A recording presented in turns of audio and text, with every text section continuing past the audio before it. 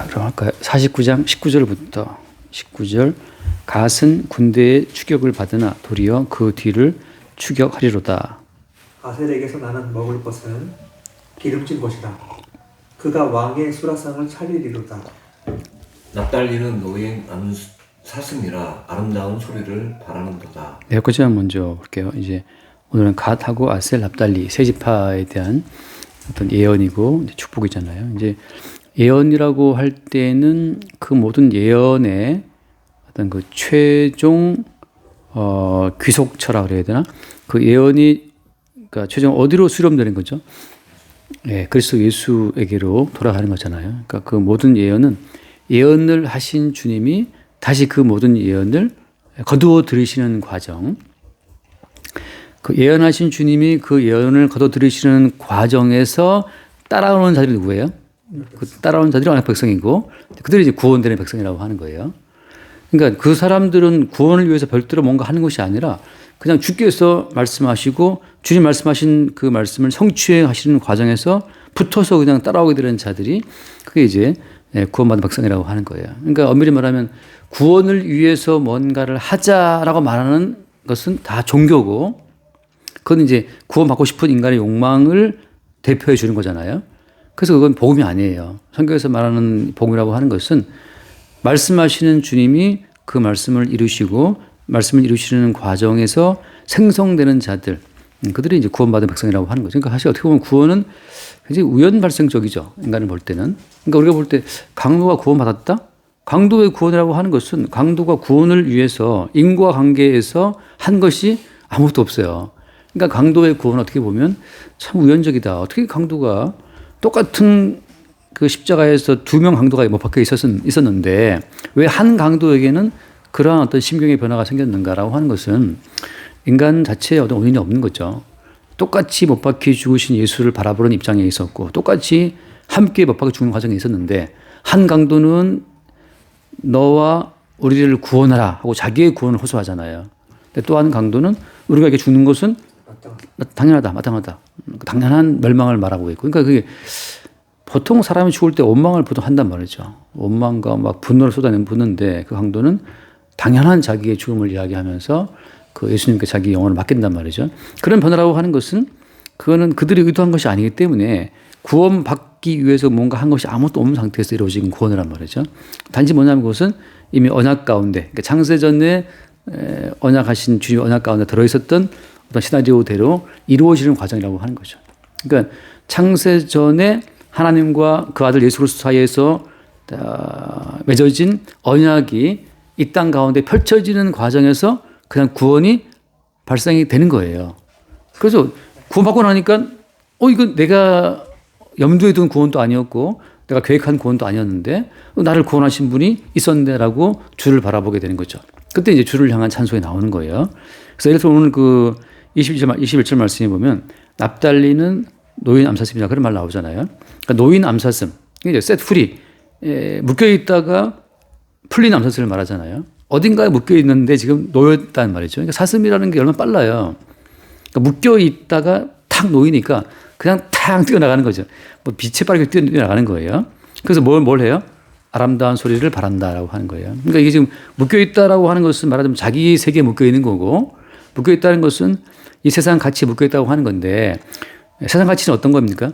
이 땅의 모든 가치라고 하는 것은 선악적 가치잖아요. 선악적 가치. 그러니까 선을 향하면 잘 살고 구원받고 악을 향하면 지옥 간다. 이것이 이제 선악 가치의 근거를 둔 구원관인데 그러니까 선악적 가치관의 근거를 둔 모든 구원관이라고 하는 것은 인간이 할 탓이에요. 인간이 선을 행하면 구원이 있고 악을 행하면 지옥 간다라고 하는 그런 어떤 권선징악적 인과응보적인 구원관을 보통 종교들이 다 갖고 있잖아요. 갖고 있는데 성경에서 말하는 구원은 그렇지 않고 노인 암사슴처럼 누군가 우리를 이렇게 탁 풀어주는 존재가 있다는 거죠. 그러니까 암사슴이 자기 의지로 어떤 그 묶인 멍에를 푼 게 아니고 누군가 이렇게 풀어준 거예요. 그러니까 암사슴이 놓였다고 말하는 때는 암사슴의 자유와 해방이라는 것은 암사슴에게 원인이 있어요, 없어요? 암사슴 원인이 없어요. 그러니까 누군가 놓아준 분이 있는 거예요. 그러니까 인간이 구원받았다, 인간이 자유를 얻었다고 말할 때는 그 인간의 구원과 인간의 자유라고 하는 데에는 인간의 원인이 있다 없다? 이거 없다는 거죠. 그러니까 이게 탁 자유를 얻고 풀려나 보니까 어때요? 보니까 비로소 어때요? 아름다운 소리를 바란다. 누군가 노래할, 찬송할 대상이 그때 보이는 거예요. 아, 이것은 나를 놓아주신 그분이 이게 풀려 놓인 상태가 되어 봐야만 이게 보이는 거예요. 그러니까 구원은 나의 원인이 아니고 그리스도 예수의 원인에 의해서 얻고 난 이후에 그때 이제 이 구원, 자유의 어떤 가치가 보이는 거란 말이에요. 그리고 어때 그 자유를 주신 분의 어떤 그 존재에 대해서 우리가 발견을 하게 되고 찬송하게 된다는 거죠. 거꾸로 말하자면 이제 납달리부터 본다면 납달리 같은 경우 이 노인 암사슴, 아름다운 소리를 바란다 이거 자체는 마태복음에서 이제 이루어지는데 성취가 되는데 마태복음 4장에 보면 이게 4장 맞나?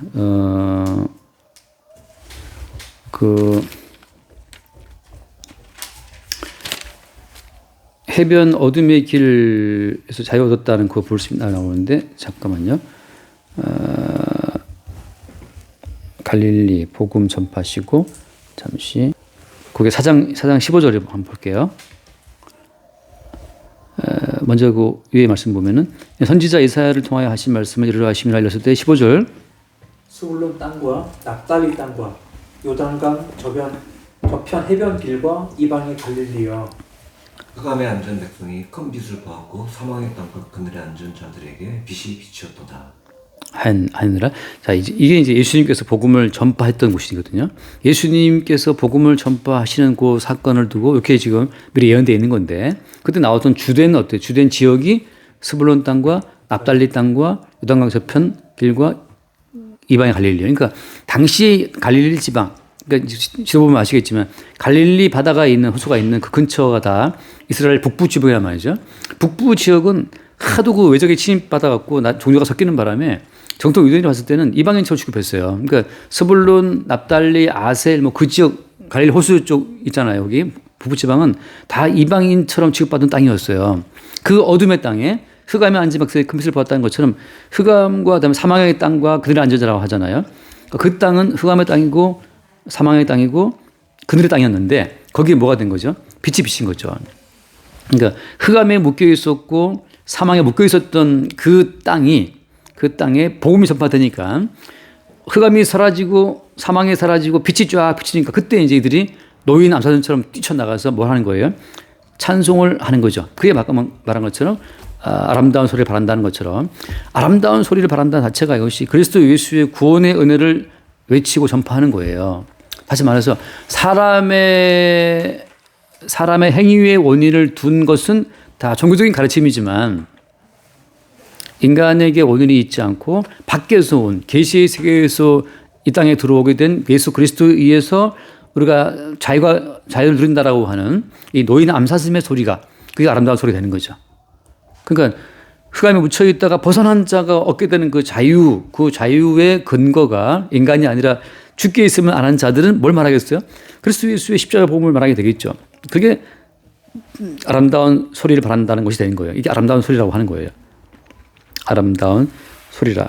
그래서 그 로마서 10장에서 사도 바울도 그런 표현을 쓰잖아요. 사도 바울도 로마서 10장에 보면은 10장 제가 14절부터 볼게요. 10장 14절 그런즉 그들이 믿지 아니하는 자 일을 어찌 부르리요 듣지도 못한 일을 어찌 믿으리요 전파하는 자가 없이 어찌 들으리요. 그다음 10장 15절 보내심을 받지 아니하였으면 어찌 전파하리요 기록된 바 아름답도다 좋은 소식을 전하는 자들의 발이야. 자, 아름답다. 그러니까 이 아름답다 좋은 소식을 전파하는 자들의 발 하잖아요. 이게 누구의 좋은 소식을 전하는 자들의 발 할 때 이게 노인 암사슴의 발이란 말이죠. 그러니까 흑암에 묶여 있다가 사망에 묶여 있다가 그늘에 묶여 있다가 빛을 받아서 팡 하고 자유를 얻게 되는 사람들이 드디어 달려나가면서 뭘 전하는 거예요? 아름다운 복음을 전파하는데 아름다운 복음의 그 주된 내용이 예수 그리스도께서 우리를 위해 죽었다고 하는 그 사실. 그의 죽으심으로 우리에게 자유가 왔다는 사실 전파하는 게 이게 노인 암사슴이 전파하는 아름다운 소리가 되는 거예요. 자, 제가 이렇게 지금 제가 이 납달리에 대한 예언을 푸는 이유는 뭐 때문이에요? 납달리의 예언이 그렇게 풀 수 있냐 하고 말하면 풀 수 있어요. 왜냐하면 12지파라고 하는 것은 다 어디로, 그러니까 12지파의 모든 그 역사, 운명은 다 어디로 이렇게 다 들어가는 거예요. 그 속에 되는 거예요. 아까 말했지만 12지파라고 하는 것은 그리스도 예수, 머리이신 예수 그리스도, 그죠? 그리스도 예수를 머리로 하는 그의 몸으로 다 이게, 뭐라 해야 되나, 이게. 장기처럼. 예? 신체의 장기처럼. 네, 장기처럼. 지난주 말씀했죠. 그 장기처럼. 그리스도 예수를 머리로 하는 한 몸의 다 일부란 말이죠, 이게. 그러니까 납달리가 지금 아름다운 소리를 바라는 암사슴 역할을 하게 되는데 이것은 그리스도 예수의 지체들이 하게 되는 복음 전파의 사역을 말하는 거란 말이죠. 12지파가 개별화가 되면 이건 다 말했죠. 개별화 되는 순간 이건 몸에서 끊어진 자가 되어서 버림받은 자가 되는 거예요. 나중에 이제 납달리 지파도 말하자면 이제 이 어떤 축복을 사유화함으로써 주님의 예언과 주의 축복을 내 거라고 사유화함으로 말미암아서 12지파에서 제거되기 시작하는 거예요.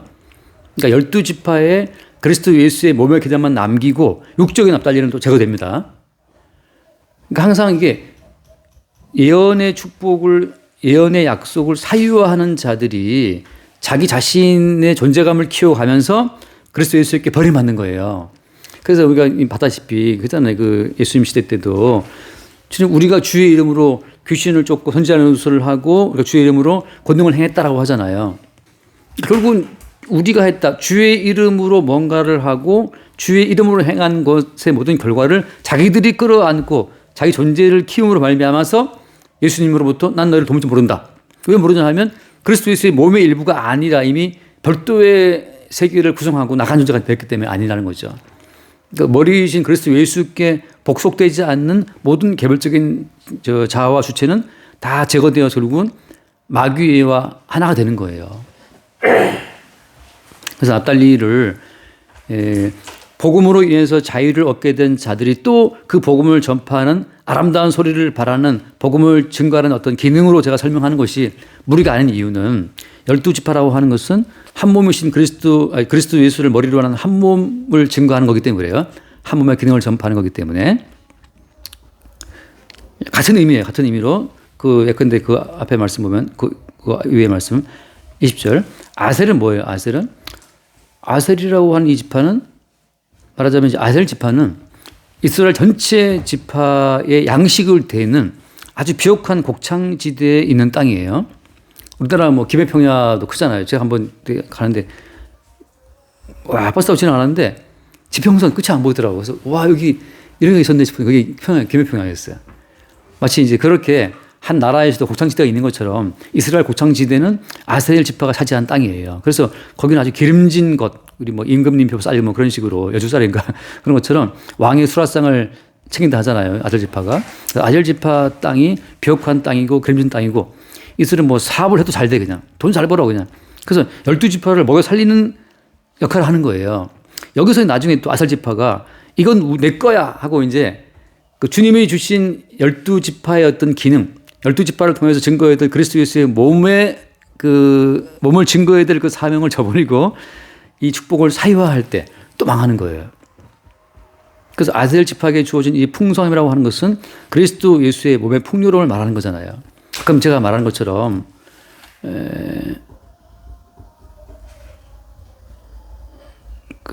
한번 사도행전 제가 몇 번 예를 든 적이 있는 것 같은데 사도행전에 보면은 1장에 사도행전 거기 1장 몇 절에 보냐면은 한 뭐 120명 된다는 얘기가 나오죠. 거기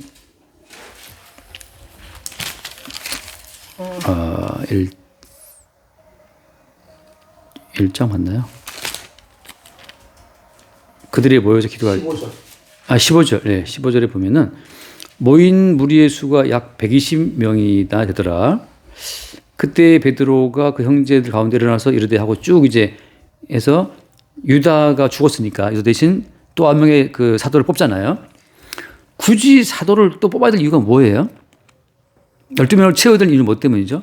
열두를 통해서 말하자면 머리이신 그리스도 예수를 통해 세워질 그리스도 예수의 몸을 증거하는 기능이기 때문에 또 채우는 거예요. 이것은 한 지파가 한 사도가 꼭 필요해서가 아니라 어떤 용도예요? 그리스도 예수의 몸을 증거하는 용도로서 굳이 이 유다가 죽어버려서 비어진 한 그 사도의 자리를 채우는 거죠. 그래서 뽑힌 사람이 마띠아인데, 이렇게 해서 이제 2장 말씀, 2장 1절에 보면 오순절 날이 이미 이름에 그들이 다 같이 한 곳에 모였다. 네, 한 곳에 모였다.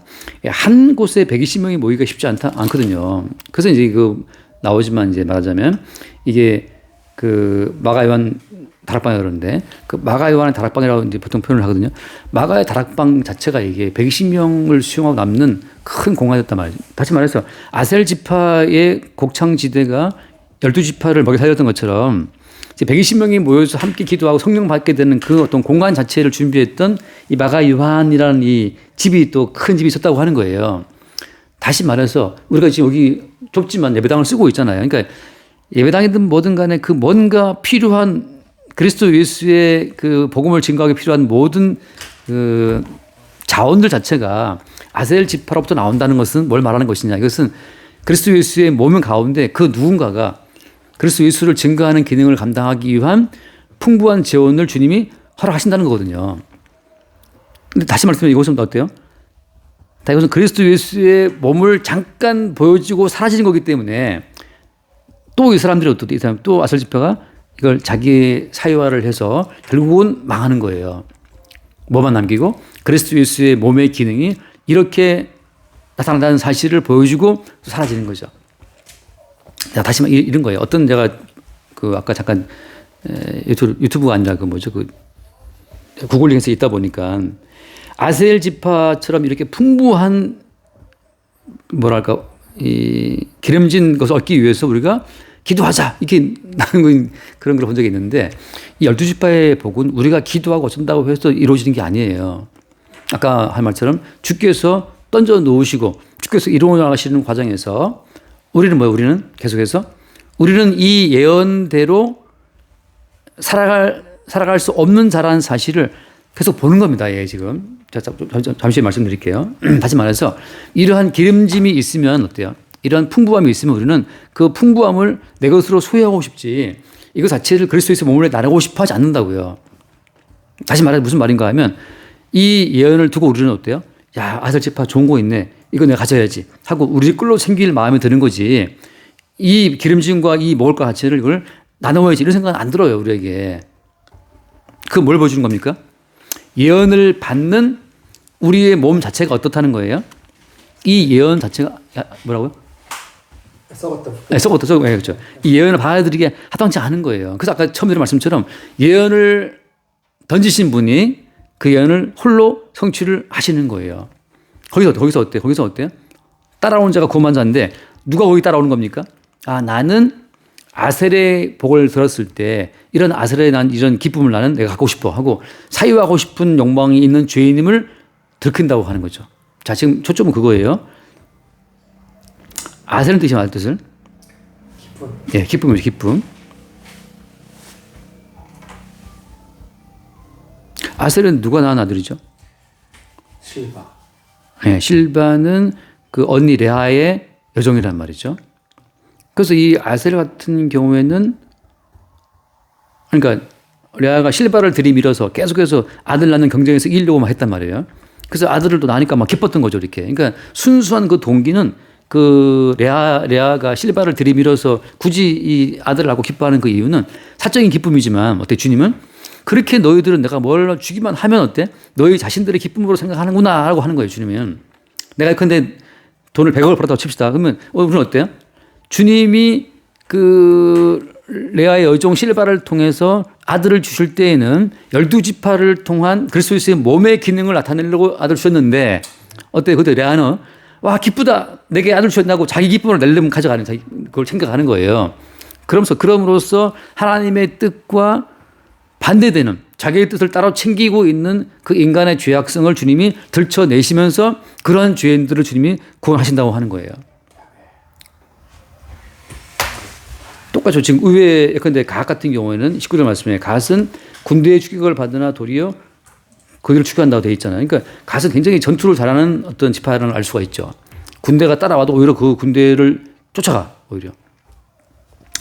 습격을 받았는데 쫓아가는 그런 역할인데 이 갓은 잘하면 이 솔직히 어떤 지파가 이렇게 맨날 공격을 받고 싸고 이거 하고 싶겠어요. 다 아셀처럼 그냥 곡창시대에서 편안히 먹고 막 그걸 다 원하지. 납달리처럼 누가 또 이렇게 묶였다 뭐 이게 풀려다 하고 싶겠어요. 근데 어때 가 자체가 받은 이 어떤 전투의 어떤 이 기능이라고 하는 것은 가히 정한 것이 아니고 주님께서 이스라엘 자체는 이렇게 전투하는 민족이야 그걸 보여주신 거죠. 그러니까 가 자체는 12개 지파는 이스라엘이라고 하는 것은 싸우는 민족이라는 사실을 보여주기 위해서 가 자체가 지금 택함받은 거예요. 이렇게. 근데 예컨대 어떤 전쟁을 말하는 거죠? 천상 전쟁? 네, 그렇죠. 방금 지금 핵심 말했는데 잠깐 에베소서 말씀 봐요. 에베소서 이스라엘이 싸우던 전쟁 자체가 계속 이제 신학까지 이어지는데 에베소서 우리가 그 6장에 보면은 에베소서 6장에 그 12절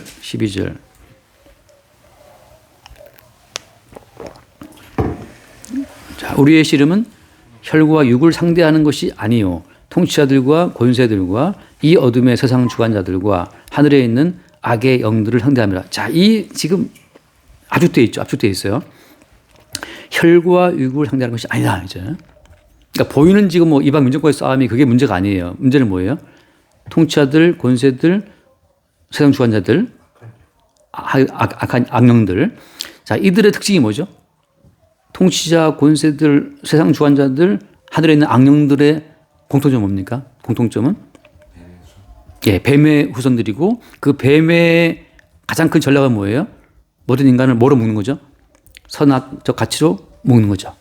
그래서 네가 선을 행한 만큼 복을 받고 악을 행하면 저주받고 하는 거. 선악적 가치로 하나님의 나라 자체를 왜곡시키는 거예요. 그러니까 원래 하나님 나라는 어때요? 우리 인간의 선악과 상관이 있어요, 없어요? 상관이 없어요. 그래서 애초부터 선악과를 먹지 말라 했잖아요. 왜냐하면 하나님 나라라고 하는 것은 생명이라는 것은 너희들의 선악과 상관이 있다 없다? 없으니까 하나님의 아들 그리스도 예수 성취에 의해서만 생명이 주어지는 것이다. 이것이 천국이고 하나님 나라인데 거기서 이제 악령들은 사탄들은 뭘 개입시키는 거예요? 아니지. 어떻게 예수님 한 분으로 무슨 대속해. 각 인간이 선하게 살아야지. 인간의 죄를 이겨야지 하고 복음을 하나님 나라를 왜곡시키는 작업을 벌이는 거죠. 어떻게처럼? 아까 가처럼 군대의 추격을 받으나. 여기 성경 보면 그 밴드 오브 레이더스라고 해서 레이더스 그 뭐라 하죠 그거를 레이더스 그 기습하는 사람들 갑자기 그 기습하는 군대처럼 항상 악령들은 인간들에게 불쑥불쑥 집어넣어줘요. 네가 선하게 살아야지. 이따구로 살아야 되겠느냐? 네 성격 나쁘지 않냐? 뭐 성격이 어떠냐? 계속 이제 우리 인간에 대한 가치로 우리 인간을 묶는 거죠. 어디에 눈 돌리게 하려고? 어차피 우리의 선악 자체는 하나님의 구원과는 상관이 있다 없다? 상관이 없는데 그래서 주님께서 굳이 강도를 구원하시고 굳이 창기를 구원하셨는데 자꾸 악령들은 와가지고서 너 성깔 부르면 되겠니? 너는 성격이 왜 그 모양이냐? 너는 왜 이렇게 생각이 못돼 먹냐? 그래서 우리 자신을 선악으로 묶는 거 자꾸 묶는 거죠. 정죄하고 판단하고. 그래서 우리의 시름이라는 건 우리의 싸움은 이 싸움이에요. 그래서 그 뒤에 보면 잠깐 덜 까요? 13절 말씀 13절. 그러므로 하나님의 전신갑주를 취하라라고 하잖아요. 그러면서 이제 뭐 14절 말씀에 진리로 허리띠를 띄어라. 진리. 그러니까 진리라는 것이 진리가 곧 복음인데 사실은 복음의 주인공이신 주님이신데 그 말은 뭐냐 니들의 선과 악으로는 영생과 아무 상관이 없어. 근데 계속 이제 마귀는 그걸로 우리 미혹하죠. 네가 뭐 해야 돼. 그래서 이제 진리로 뭐 띠를 띠고 의의 호신경을 붙이고 의의 호신경 이 그리스도 예수라는 의를 말하는 거잖아요. 그렇게 쭉 넘어간단 말이에요. 아무튼 이게 이제 여기 싸움이라는데 이 싸움은 원래 어디 싸움이었어요? 원래 어디 있던 싸움이었어요? 천상 전쟁. 그 한번 잠깐 이거 요한계시록 이번 주에 잠깐 봤었죠. 그 요한계시록 12장에 요한계시록 12장 7절에 하늘에 전쟁이 있으니 미가엘과 그의 사자들과 영이 더불어 싸울세 용과 그의 사자들도 싸우나 8절 이기지 못하여 다시 하늘에서 그들이 있을 곳을 얻지 못하니라. 그래서 어때요? 9절 말씀 보면 그 용이 내쫓기니 옛 뱀, 곧 마귀라고도 하고 사탄이라고도 하며 온 천하를 꿰는 자라. 그가 땅으로 내쫓기니 그의 사자들도 그와 함께 내쫓기니라. 그래서 이제 이 땅이 아담으로부터 이제 싹도 된 거란 말이죠. 근데 그 뒤에 재밌는 말씀이 있어요. 10절에 보면은 10절 그 끝에 부분에 볼게요.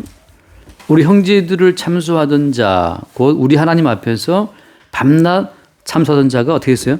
쫓겨났다. 그러니까 밤낮 뭐예요? 이 마귀는 밤낮 뭐예요? 하나님 앞에서 우리를 참수한다. 참수한다는 말은 무슨? 참수한다는 말은 밤낮 고소하는 거예요. 그러니까 이 어둠의 영은 옛뱀 마귀 사탄은 계속 하나님 앞에서 우리를 뭐한다? 형제들을 참수 고소한다는 거죠. 이 사람이 어떠했다 어떤 가치로 하는 거예요? 선한 가치로 참수하는 거죠. 그런 흐름으로 내려간다. 근데 뒤에도 한번 읽어볼게요. 10절 말씀, 11절 말씀을 보면 또 우리 형제들이 어린 양의 피와 자기들이 증언하는 말씀으로써 그를 이겼으니 그들은 죽기까지 자기들의 생명을 아끼지 아니하였다. 네, 이겼다는 걸 어떻게 이겼어요? 아까 이제 갓도 이겼지만 갓이 죽을 물리치고 이제 저걸 따라가잖아요. 갓집바가. 자, 형제들이 어떻게 이겼어요? 어린 양의 피로 이겼다. 피로. 그다음에 말씀으로 이겼다.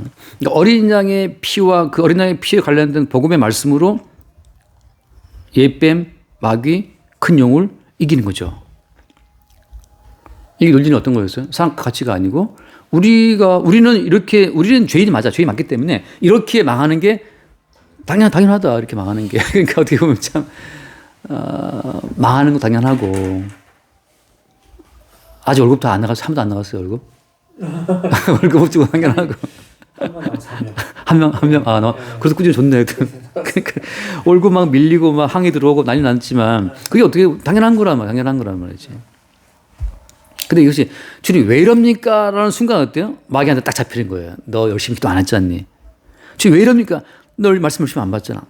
주님 너 열심히 기도 안 하고 너 뭐 지난번에 뭐 술 먹고 뭐 막 했잖니? 뭐 이렇게 나온단 말이죠. 이게 참소하는 거예요. 우리의 행위의 원인을 두고 우리의 삶을 해석하려고 하는 그 모든 해석이 마귀의 참소고 그게 마귀의 전략이라고 하는 거예요. 돌아와서 봅시다. 창세기 돌아와서. 그래서 갓은 군대의 추격을 받으나 이 군대라는 것은 바꿔 말하면 아까 말한 것처럼 아까 그렇죠? 하늘에 있는 악령들과 권세자들과 뭐 다 그런 것들 그런 추격이 매일 와요. 너는 왜 그러냐? 너는 왜 그러냐? 너 그따위냐? 뭐 그런 추격이 이 땅에 선악적 가치에 물든 사람들로부터 계속 몰려오는데 어때요? 도리어 그 뒤로 어떻게 한다? 그들을 추격한다. 무엇으로? 어린 양의 피와 그 증거하는 말씀으로 말미암아 오히려 그들을 추격하는 거죠. 아니다. 그래 좋아. 그 선악 논리에 의해서 내가 망하는 건 마땅하기 때문에 나는 오늘 또 주위에서 나이 들고 병들고 사업도 안 되고 이렇게 죽어가고 있어. 그 마땅한 거야. 그러나 십자가에 죽으신 예수님이 그런 나를 대신해 죽었다라고 하는 주님이 담당하신 그 모든 담당하시라고 하는 것은 우리의 모든 허물과 죄를 다 담당하신 거라는 것으로 다시 우리는 어때요? 그 증거하는 말로 마귀의 모든 참소를 이기는 거죠. 그래서 한 번만 읽고 정리합시다. 스가랴 3장 5회부터 갔지만 스가랴 3장 1절을 보면 1절만 3장 1절 대제사장 여호수아는 여호와의 천사 앞에 섰고 사탄은 그의 오른쪽에 서서 그를 대적하는 것을 여호와께서 내게 보시니 누구를 대적해요? 사탄이 여호와 앞에서 대제사장 여호수아를 대적한다고. 아까 요한계시록에서 무슨 표현 썼어요? 참수한다. 대적한다. 고소한 같은 말인데 그때 2절 말씀에 보면 어떻게 됐어요?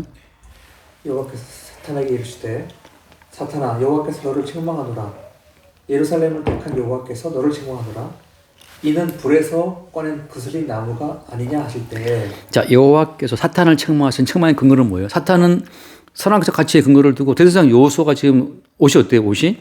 그 뒤에 나왔죠. 3절 말씀에. 대제사장 여호수아 더러워요. 저렇게 대제사장인데도 제 더럽단 말이지. 하나님 여호와 알고 있냐 말이지. 대제사장 여호수아가 얼마나 더러운 놈인지 하고 이제 여호수아의 더러움을 막 궁금해. 쟤는 뭐 어떻고 아무튼 뭐 우리 인간 말하자면 뭐 할 게 뭐 한두 개겠어. 판단 비판할 것이. 그때 주님 말씀은 오히려 사탄을 책망하는 거지. 선악적 가치로 나는 세상을 안 다스린다는 거죠. 지금 네가 갖고 온 것은 세상에서 네가 지금 만민을 미혹할 때 쓰는 거지만 하나님 나라에서는 지금 네가 말하는 그 선악적 시식과는 아무 상관이 없다. 처음부터 마귀는 선악적 가치관으로 인간을 매겨가지고 그걸로 묶으려고 했던 거기 때문에 주님은 오히려 마귀를 책망하시는 거예요. 그래서 그냥 더러운 옷을 입고 있었는데도 불구하고 사절 말씀에 그 더러운 옷을 벗기라. 그죠? 그 다음에 내 죄악을 제거해 버렸으니까 아름다운 옷을 입히리라. 이게 주의 선언이에요, 그냥. 이미 내가 내 죄악을 제거했다. 그러니까 인간들이 떠들고 마귀가 떠들었다 하더라도 어때? 주님께서는 내가 이미 네 죄악을 제거했고 오히려 고소하는 사탄을 책망하시고 탁자라 말이지. 네가 말하는 그 모든 것은 하나님 내 나라에서는 안 맞아 하고 이제 마귀와 그 마귀의 논리를 따라서 평생 그냥 선을 향하고 악을 버리고 자기를 단장해왔던 그 사람들을 몽땅 집어서 마귀와 함께 지옥에 던지시는 거예요. 하나님 나라는 그 나라가 아니기 때문에. 자, 그런 흐름으로서 지금 오늘 갓과 아셀, 납달리 세 지파를 하잖아요. 그러니까 갓의 전투도 이것도 이스라엘 지파가 수행해야 될 영적 전투를 말하는 거고 결국은 어때요? 복음으로 이길 것을 말하고 있는 거고 아셀 지파의 부유함은 뭐 때문이에요? 그것은 12지파의 부유함을 말해주는 거란 말이죠. 납달리의 이 자유와 그 자유의 복음을 전파한 아름다운 이 모든 소리도 이스라엘 그리스도 예수를 머리로 하는 이스라엘이라는 그 몸이 행할 어떤 기능을 말해주고 있는 거예요. 결국은 머리이신 주님은 그렇게 어때요? 그렇게 싸우시고 그렇게 부유함을 주시고 그렇게 자유를 주시고 아름다운 복음을 전파하게 하신다는 거죠. 여기에서 개인이 개입할 틈도 없고 개인의 것으로 이걸 딸랑 집어오는 순간 그는 그리스도에게서 끊어져 버려요. 그래서 나중에 결국 이스라엘 지파 망하는 것은 갓은 이 전투력을 자기를 위해 쓰다 보니 나중에 이방 지파에 먹혀버립니다. 자기를 위해 싸우는 자는 지게 돼 있어요. 우리가 변명하는 것은 그리스도 예수를 위해 변명하는 거지 자기를 위해 변명하게 되면 마귀한테 딱 잡히는 거예요. 참 이게 중요한 거예요. 나를 위해 변명하면 마귀한테 잡힙니다. 그러니까 우리는 뭘 위해 변명하는 거예요? 복음을 위해 변명하는 거죠. 사도 바울이 서기서 계속 변증할 때도 마찬가지예요. 복음을 위해 변명하는 거지 자기를 위해 변명하지 않아요. 그 사도성을 증거할 때도 어때요? 자기를 사도로 세우신 그리스도 예수 때문에 변명하는 거지 사도라는 자기의 고용 때문에 변명하는 게 아니거든요. 아셀 지파처럼 예수가 복음을 증거할 때 바울이 복음을 증거할 때 계속해서 그들을 이게 공급해주고 한 뭐라 하지 그거는 그 사람 누구지? 빌립보 여자 그 장사 루디아처럼 그 자기가 장사한 그 이익을 우리 복음을 위해서 이렇게 협력하는 자가 등장하게 되지 그 자기의 기름진 걸 자기가 갖다 먹지 않거든요, 여기다. 그러니까 이게 12지파의 풍요로움을 이해하는 자들이죠. 자, 그렇게 우리가 이제 항상 복음 앞에서 자유를 얻고 묶였다가 탁 놓인 암사선처럼 달려가면서 아름다운 소리를 복음을 전파하는 그런 어떤 기능으로 주께서 우리를 부르신 거죠. 여기까지 합시다. 네. 주님 감사합니다. 주님께서 이렇게 창세기를 통해 12지파가 그리스도의 몸으로서 그리스도의 참된 복음을 드러내는 그런 언약의 도구들로 기능하는 것을 보게 됩니다. 오늘 등장하는 납달리, 아셀, 갓 이들의 개인적인 능력과 은사가 중요한 것이 아니고 그것들을 통해 그리스도를 드러내는 그런 도구와 도구로 이제 기능하는 것을 주님 보게 됩니다. 성도는 성도의 어떠함이 아닌 오직 그리스도의 어떠함을 드러내는 그러한 도구로 언제든지 사용되는 것을 보고 저희가 살아가고 활동하는 모든 것을 통해 오직 머리 대신 그리스도를 드러내는 그런 존재로서 살아갈 수 있도록 주님께서 더욱더 인도해 주시옵소서. 예수님 이름으로 기도합니다. 아멘. 주님 감사합니다. 머리신 그리스도를 증거하기 위해서 이스라엘 12지파의 각각의 지파 단위의 특징적인 어떤 기능들을 하나하나 지금 배우고 있습니다. 말씀을 통해서 그 각 지파들이 항상 자기를 위하여 그 지파에 주어진 임무들을 소유한다면 주께서는 반드시 그에 대한 응분의 대가로서 그 멸망을 받을 것이며 그 멸망한 자리에는 다른 지파가 새롭게 그 지파를 대신해서 들어오니 이는 전적으로 성도를 통해서 그리스도께서 이루신 복의 근원이 대신 그리스도의 세계가 어떠한 세상임을 오늘 말씀을 통해서 또 한 번 배웠습니다. 늘상 살면서 나 자신의 나됨은 내가 아닌 주께서 창세전에 말씀에 따라서 이루어진 것임을 다시 한번 느끼면서 항상 주님의 말씀대로 내 생의 모든 것들이 주의 이끌린 대로 끌려 나가기를 주님의 이름으로 기도드립니다. 아멘. 주님 감사합니다. 우리 몸의 각 장기들이 제 기능을 발휘하여 다른 전체 몸을 세워가는 것처럼 주 성도를 그리스도의 몸의 지체의 각 부모로 불러주시는 은혜를 감사합니다. 자기를 위해 존재했던 단지파가 사라지고 자기를 위해 살았던 유다가 사라지고 그 빈자리를 마띠아가 채우는 것처럼 주 끝없이 주의 몸된 기능을 나타내 주시는 그 은혜를 감사합니다. 우리의 모든 삶의 자리에서 머리이신 주로 말미암아 우리가 수행해야 될 온전한 지체의 기능을 감당할 수 있도록 성령으로 우리를 통치하여 주옵소서. 우리 주 예수로 기도드립니다. 아멘. 감사합니다.